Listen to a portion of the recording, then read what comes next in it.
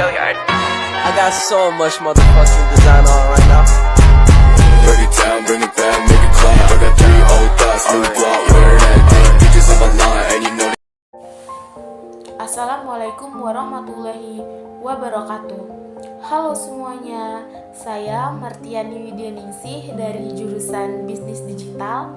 Di sini saya akan menjelaskan tentang komponen-komponen komputer perangkat teknologi informasi. Nah, seperti yang teman-teman ketahui, perangkat komputer itu terbagi menjadi beberapa komponennya. Yang pertama ada input device, yang kedua ada output device, dan yang ketiga ada storage device.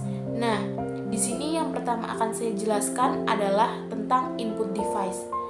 Apa sih? Pasti teman-teman pasti bertanya-tanya kan, apa sih input device itu? Nah, di sini akan saya jelaskan.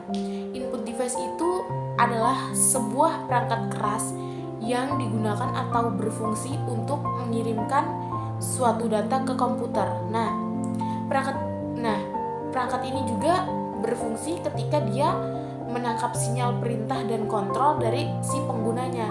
Jadi, ketika perangkat ini tidak mendapatkan sinyal atau menangkap sinyal perintah dan kontrol dari si pengguna, maka perangkat ini tidak akan berfungsi. Ada juga beberapa contoh dari perangkat ini, yang antaranya tuh ada keyboard. Seperti yang teman-teman ketahui, pasti teman-teman sudah tidak asing kan dengan kata keyboard. Nah, di sini saya akan menjelaskan apa itu keyboard. Nah, keyboard ini adalah salah satu perangkat yang paling umum dan pasti selalu ada di dalam komputer. Perangkat ini tuh berfungsi untuk membantu atau memasukkan data ke dalam komputer melalui karakter-karakter seperti huruf, angka, dan simbol yang ditekan di dalam papannya. Jadi keyboard tuh kan bentuknya kotak, terus di dalam keyboard tuh pasti ada tombol-tombol seperti angka, huruf, dan simbol-simbol. Nah, cara menggunakannya itu kita cukup menekannya saja. Jadi ketika kita menekan tombol-tombol yang ada di papan keyboard tadi itu, dia sudah otomatis akan muncul di dalam komputer kita. Ada juga contoh-contoh lainnya seperti mouse, CD, DVD room, flash disk, dan masih banyak lainnya.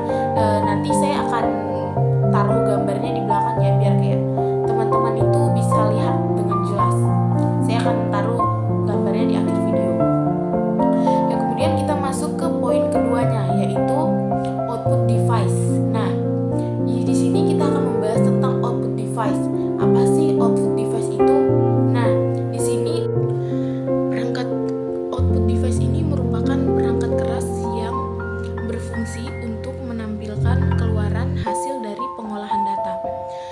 Fungsi perangkat ini itu memiliki peranan yang cukup penting dengan perangkat lainnya. Jadi, jika tidak disertai dengan output device ini, maka ketika kita menggunakan komputer, maka hasil yang akan muncul atau hasil dari komputer ini dia tidak akan seperti yang kita harapkan. Nah, jadi nantinya di dalam perangkat output device ini dia akan terjadi sebuah proses sehingga pada akhirnya dia akan mengeluarkan hasil atau menampilkan hasil dari pengolahan data yang telah kita proses tadi.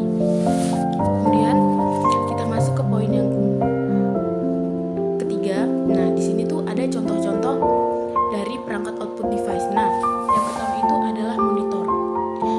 Monitor ini berfungsi untuk mengeluarkan atau menampilkan visual data seperti gambar, program, atau yang lainnya yang sedang kita jalanin di dalam komputer ini. Jadi dia nanti akan muncul di layar monitor itu atau di layar komputer kita ya.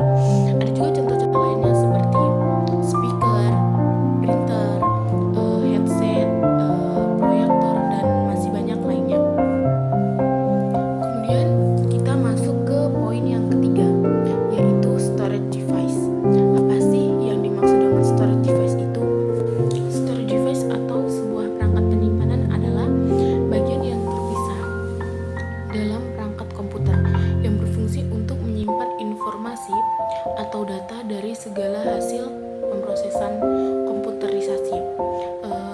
tanpa storage device, komputer tidak akan dapat berjalan atau membuat data.